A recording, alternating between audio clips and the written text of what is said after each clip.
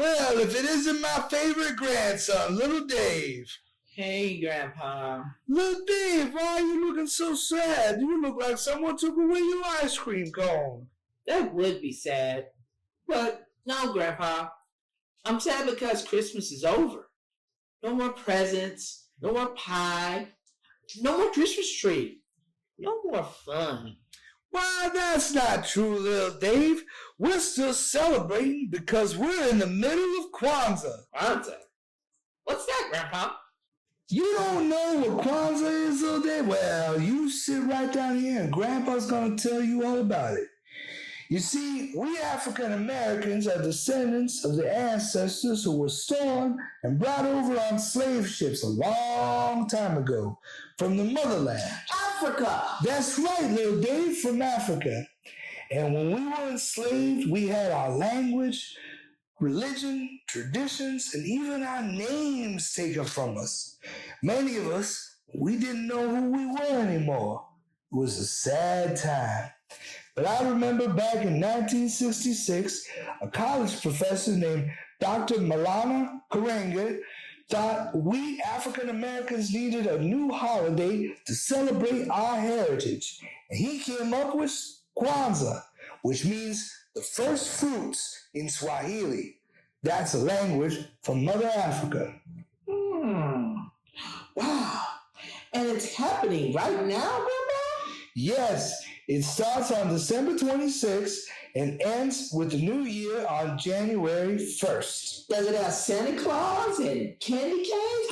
I love candy canes. Well, it doesn't have candy canes or anything like that. And Santa Claus, he stays up in the North Pole. He's tired from Christmas. The man's like 2,000 years old. But we do celebrate the harvest like they did in Africa. And we light 7 candles, one for each day. There's 1 black candle, 3 red, and 3 green. And they stand for the 7 principles of Kwanzaa, also called Nguzo Saba. Nguzo what? Don't they teach you any Swahili in that school of yours? Nguzo Saba means the 7 principles. Do you know what those are, Little Dave? No, Grandpa, but I bet you're gonna tell me. I sure am, son. Now, this is very important, and it is the heart of Kwanzaa. The first one is Umoja, and that stands for unity. And it reminds us to always strive for unity in the community, family, and nation, and the race. Wow. United we stand, right? Well, that's right, Dave. There's an old African saying that says that a single stick can be broken easily, but a bundle of sticks bound together is unbreakable. You understand? I think so. But what's the next principle, Grandpa? The second principle is Kuji Chagalia. That stands for self-determination. That's where we define ourselves, we name ourselves, we create for ourselves, and we speak for ourselves instead of being defined or spoken for by others. To be our own true selves on our own terms. Can I name myself Spider-Man? Boy, you were named after my Uncle Dave, and he was a good man. Now pipe down and listen. The third principle is Ujima, which stands for collective work and responsibility. That means, Little Dave, that we need to build and maintain our community together, make our brothers and sisters' problems our problems, and work to solve them together. Because we're our brother's keeper, right, Grandpa? Now you're getting it, Little Dave. Now, the fourth principle is Ujamaa, which means cooperative economics. Now, because we need to build up our own stores, our shops, businesses, and profit from them together as a community, just like our friends at Class Bookstore. Nice plug, Grandpa. I do what I can, but it's very important. Now, the fifth principle is Nia, which represents purpose.